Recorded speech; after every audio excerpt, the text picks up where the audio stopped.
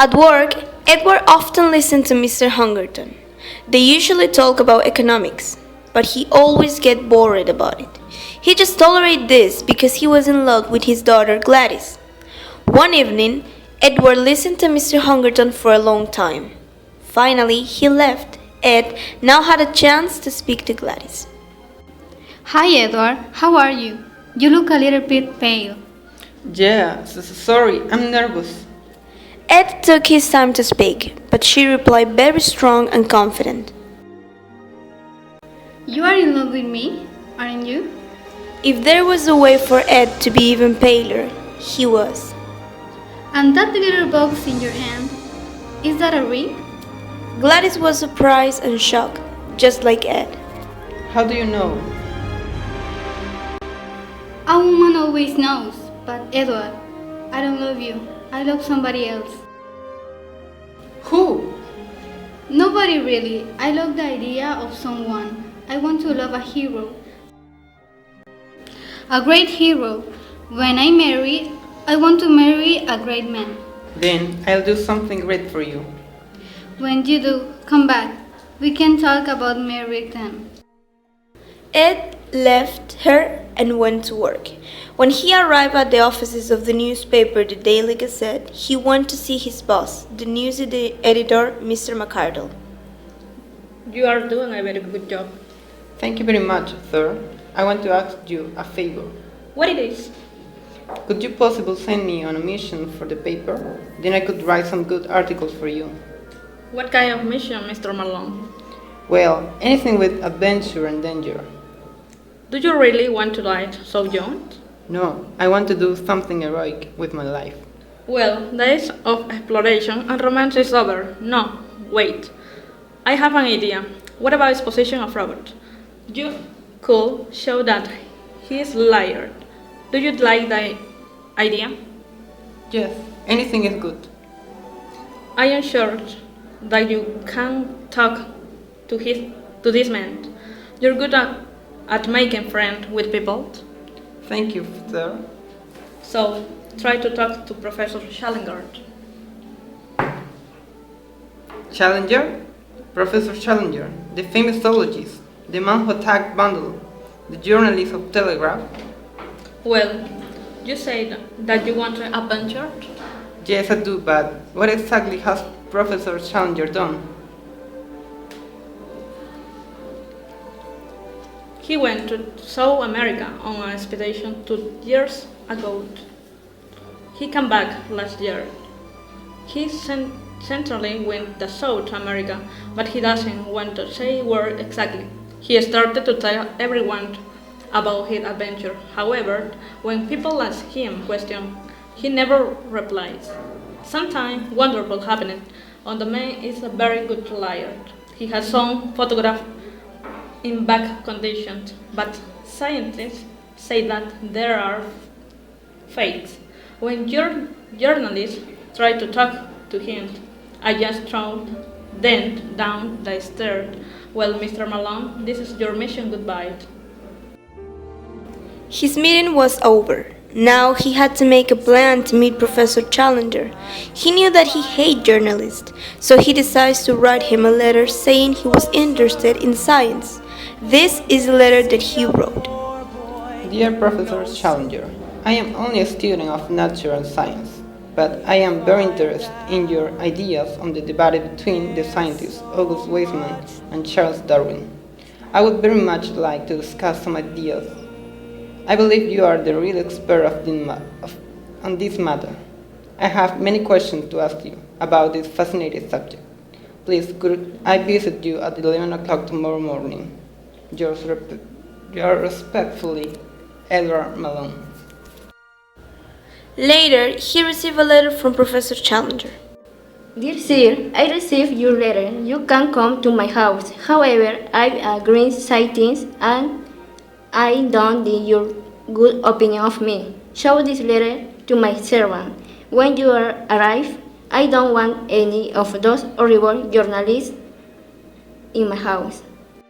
Yours faithfully, George Edward Challenger, Professor Challenger. The next day, Ed went to his house. A servant opened the door. Is Professor Challenger expecting you?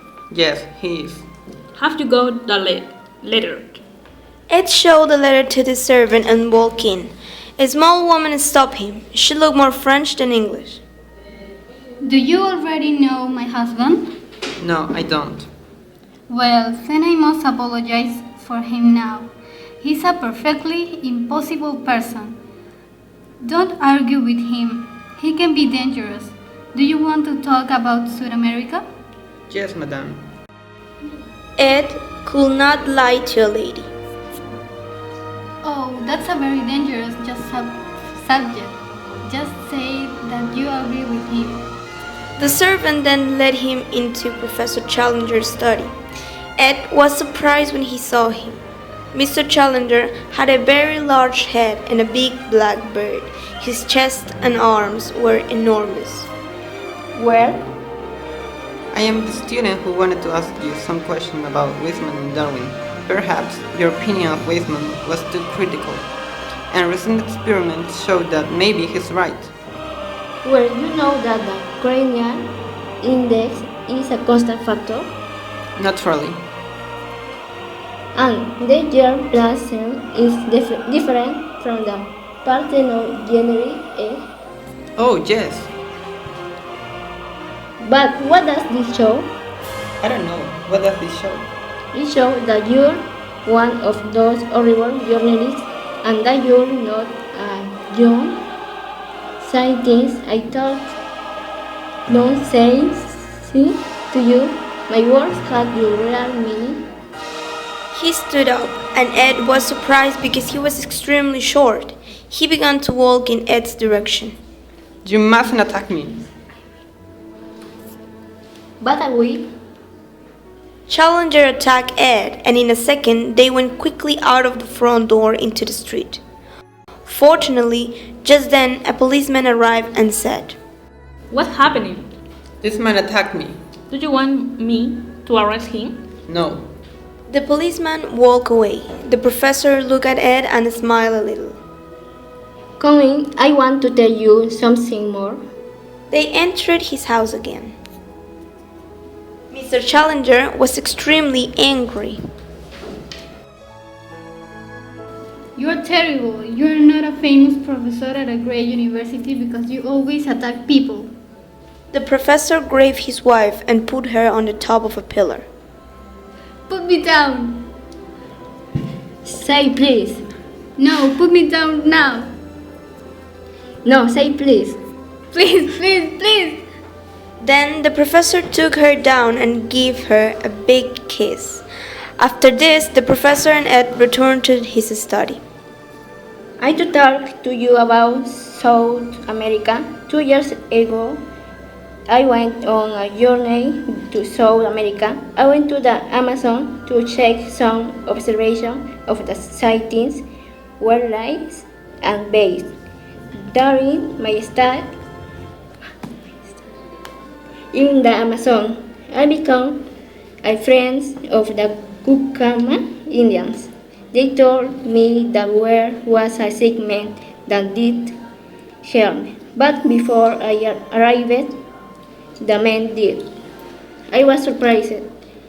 However, when I saw him, he was a white man, not an Indian. His name was Maple White, and he was from the United States.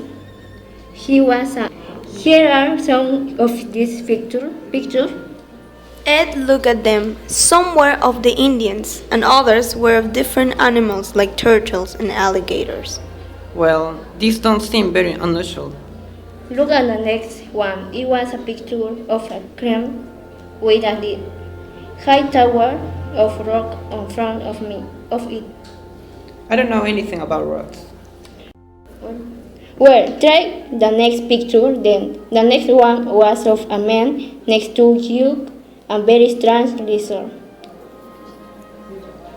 Why did he drink this? I don't know. Perhaps he drank too much gin.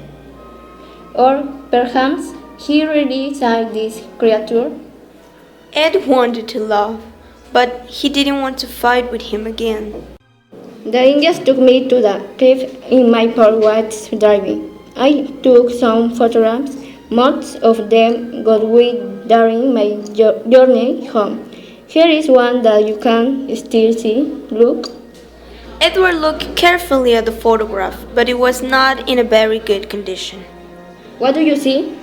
I see the same cliffs and the rock tower of the drawing. Yes, of course. But what do you see on the top of the rock tower? I can see a tree, And on top of the tree, a large bird. it's not a bird at all. The doctor was angry for Edward's answer, so he pulled a wing out. Is that the wing of a gigantic bat? No, it's the wing of the pterodactyl. Look at this book. Dr. Challenger showed him a book with illustrations that compared the wings of birds, bats, and pterodactyls. This is incredible. How is this possible?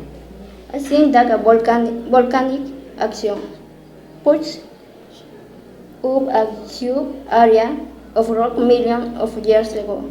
This area was protected, and that is why these animals can still live until today. They never change.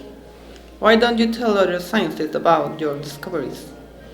Dr. Challenger told him that other scientists laughed about his discoveries. Then he invited Edward to a conference I promise to come. and left Professor Challenger.